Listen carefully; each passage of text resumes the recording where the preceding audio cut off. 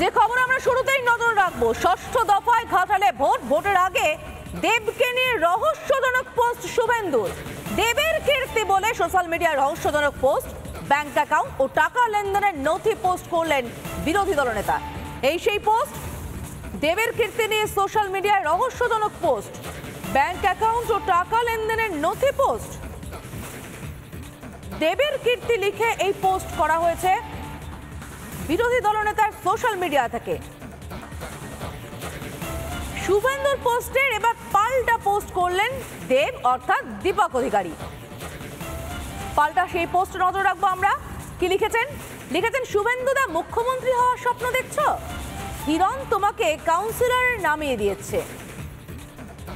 তোমাকে ভালোবাসি বলে বললাম, আমি জানি তুমিও আমাকে ভালোবাসো। আর রইল গরু চুরির টাকা। তোমার কোলের ছেলে হিরণ। হিরণও পিন্টু মন্ডলের থেকে টাকা নিয়েছে।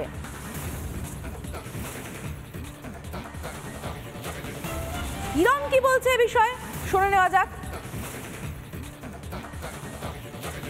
এই মানুষটা কত দুর্নীতিগ্রস্ত আমরা পরিষ্কার দেখতে পাচ্ছি যে দেব ভেঞ্চার্স এন্টারটেনমেন্ট কি ভেঞ্চার্স প্রাইভেট লিমিটেড, সেখানে এনামুল হকের কোম্পানি আরণ্যক ট্রেডার্স থেকে 25 লাখ দুটো টাকা ঢুকেছে এবং এটা ওনার নিজের ব্যালেন্স শিট। উনি যে ব্যালেন্স শিট 2016 সেই ছবিটা জমা করেছেন ইডিকে, যে কারণে 8.5 ঘন্টা ধরে ওনাকে বসিয়ে রেখে দিয়েছিল এবং যে কারণে উনি বলছিলেন যে আমি তো টাকাটা ফেরত দিয়ে দিয়েছি। তাহলে টাকা নিয়েছিলেন, টাকা ফেরত দিয়েছেন, আর এতদিন ধরে বলছিলেন যে আপনি কাউকে চেনেন না। আর এনামুল যিনি আছেন এখন তিহার জেলে, তার ডায়েরির পাতা এগুলো, যে কবে কাকে কি দিয়েছে, কাকে মোবাইল দিয়েছে, কাকে ওনাকে মোবাইল দিয়েছে, ওনাকে ঘড়ি কিনে দিয়েছে। দেখুন আপনারা 5 লক্ষ টাকার উপরে জাস্ট ডায়েরিতে লেখা আছে। সেইখান থেকেই তো ইডি পেয়েছে, এনামুল হকের ওই ডায়েরির পাতা থেকেই তো ইডি পেয়েছে। আজকে সারা বাংলা দেখুন। দেব দীপক অধিকারী, যার কীর্তি সোশ্যাল মিডিয়ায় পোস্ট করা থেকে এই সমস্ত বিষয়টার শুরু। সে দেব কি বলছেন এই বিষয়ে শুনে নেওয়া যাক। এটা আমার কোথাও যেন মনে হয় কি এটা একদম প্রশ্ন ছুড়ে দেয় ইডি এবং সিবিআই এর কাছে, কারণ এই তথ্যগুলো শুধু ইডি, সিবিআই এবং হাইকোর্টের কাছে ছিল, বা যেই কোর্টে এই গরু চুরির তদন্তগুলো হচ্ছিল সেই তাদের দুটো এজেন্সি ইডি, সিবিআই এবং হাইকোর্টের কাছে এই যেই ডকুমেন্টসগুলো বেরিয়েছে সেগুলো তাদের কাছে থাকা কথা। এইটা শুভেন্দুদা কি করে পেল? তার মানে কি শুভেন্দুদার সঙ্গে ইডি, সিবিআই ডাইরেক্ট লিঙ্ক আছে কি? যা ডকুমেন্ট এখান থেকে হচ্ছে ডাইরেক্টলি ওনারা কি একে পাঠিয়ে দিচ্ছেন? এটা আমার প্রশ্ন। আজ অবধি আমি এই কেসটা নিয়ে এই কারণে বলিনি, কারণ আমার মনে হয় একটা তো প্রসেস থাকে ইনভেস্টিগেশনের, and I am not accuse in the case. আমাকে যতবারই ডেকেছে স্টেটমেন্ট রেকর্ড করার জন্য ডেকেছে, এবং কথা আমি ওই লোকটাকে চিনি না যে ডায়েরিটা দেখাচ্ছি। দেব নামে লক্ষ মানুষ হতে পারে, এবং যেই ঘড়ি বা যেই জিনিসগুলো দেখিয়েছে সেগুলো আমি ওই মানুষটা নই। এবং এত একটা হাওয়া গরম করা হলো 3 দিন ধরে, কি বিশাল কিছু আসবে এবং এই ধমকানো চমকানো ব্ল্যাকমেলিংয়ের যে রাজনীতি, এবং আমার মনে হয় এটা দুঃখজনক। শুভেন্দুদা ওকে টিকিটটা দিয়েছে, শুভেন্দুদার দায়িত্ব হিরণকে জেতাতেই হবে, তার জন্য এত কিছু করা আমার মনে হয় সেটা দুঃখজনক।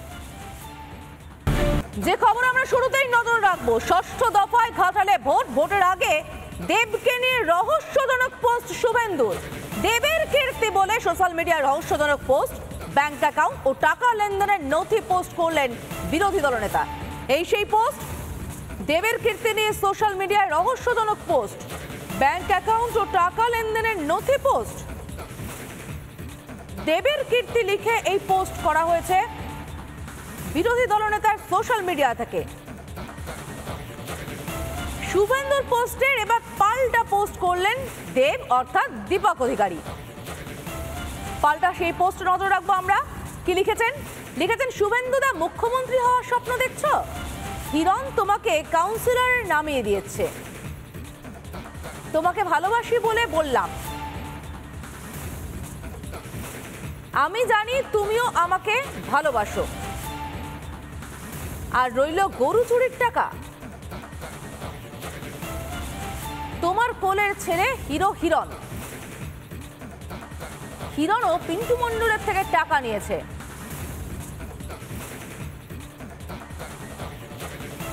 কিরণ কি বলছে এ বিষয়ে শুনে নেওয়া যাক। এই মানুষটা কত দুর্নীতিগ্রস্ত আমরা পরিষ্কার দেখতে পাচ্ছি যে দেব ভেঞ্চার্স এন্টারটেনমেন্ট কি ভেঞ্চার্স প্রাইভেট লিমিটেড, সেখানে এনামুল হকের কোম্পানি আরণ্যক ট্রেডার্স থেকে 25 লাখ দুটো টাকা ঢুকেছে এবং এটা ওনার নিজের ব্যালেন্স শিট। উনি যে ব্যালেন্স শিট 2016 সেই শরীরটা জমা করেছেন ইডিকে, যে কারণে 8.5 ঘন্টা ধরে ওনাকে বসিয়ে রেখে দিয়েছিল এবং যে কারণে উনি বলছিলেন যে আমি তো টাকাটা ফেরত দিয়ে দিয়েছি। তাই টাকা নিয়েছিলেন, টাকা ফেরত দিয়েছেন, আর এতদিন ধরে বলছিলেন যে আপনি কাউকে চেনেন না। আর এনামুল যিনি আছেন এখন তিহার জেলে, তার ডায়েরির পাতা এগুলো যে কবে কাকে কি দিয়েছে, কাকে মোবাইল দিয়েছে, কাকে ওনাকে মোবাইল দিয়েছে, ওনাকে ঘড়ি কিনে দিয়েছে। দেখুন আপনারা 5 লক্ষ টাকার উপরে জাস্ট ডায়েরিতে লেখা আছে। সেইখান থেকেই তো ইডি পেয়েছে, এনামুল হকের ওই ডায়েরির পাতা থেকেই তো ইডি পেয়েছে। আজকে সারা বাংলা দেখুন। দেব দীপক অধিকারী, যার কীর্তি সোশ্যাল মিডিয়ায় পোস্ট করা থেকে এই সমস্ত বিষয়টা শুরু, সে দেব কি বলছেন এই বিষয়ে শুনে নেওয়া যাক। এটা আমার কোথাও যেন মনে হয় কি এটা একদম প্রশ্ন ছুড়ে দেয় ইডি এবং সিবিআই এর কাছে, কারণ এই তথ্যগুলো শুধু ইডি, সিবিআই এবং হাইকোর্টের কাছে ছিল, বা যেই কোর্টে এই গরু চুরির তদন্তগুলো হচ্ছিল সেই তাদের দুটো এজেন্সি ইডি, সিবিআই এবং হাইকোর্টের কাছে এই যেই ডকুমেন্টসগুলো বেরিয়েছে সেগুলো তাদের কাছে থাকা কথা। এইটা শুভেন্দুদা কি করে পেলো? তার মানে কি শুভেন্দুদার সঙ্গে ইডি, সিবিআই ডাইরেক্ট লিঙ্ক আছে কি? যা ডকুমেন্ট এখান থেকে হচ্ছে ডাইরেক্টলি ওনারা কি একে পাঠিয়ে দিচ্ছেন? এটা আমার প্রশ্ন। আজ অবধি আমি এই কেসটা নিয়ে এই কারণে বলিনি, কারণ আমার মনে হয় একটা তো প্রসেস থাকে ইনভেস্টিগেশনের, and I am not accuse in the case. আমাকে যতবারই ডেকেছে স্টেটমেন্ট রেকর্ড করার জন্য ডেকেছে, এবং কথা আমি ওই লোকটাকে চিনি না যে ডায়েরিটা দেখাচ্ছি। দেব নামে লক্ষ মানুষ হতে পারে, এবং যেই ঘড়ি বা যেই জিনিসগুলো দেখিয়েছে সেগুলো আমি ওই মানুষটা নই। এবং এত একটা হাওয়া গরম করা হলো 3 দিন ধরে, কি বিশাল কিছু আসবে, এবং এই ধমকানো চমকানো ব্ল্যাকমেলিংয়ের যে রাজনীতি, এবং আমার মনে হয় এটা দুঃখজনক। শুভেন্দুদা ওকে টিকিটটা দিয়েছে, শুভেন্দুদার দায়িত্ব হিরণকে জেতাতেই হবে, তার জন্য এত কিছু করা আমার মনে হয় সেটা দুঃখজনক।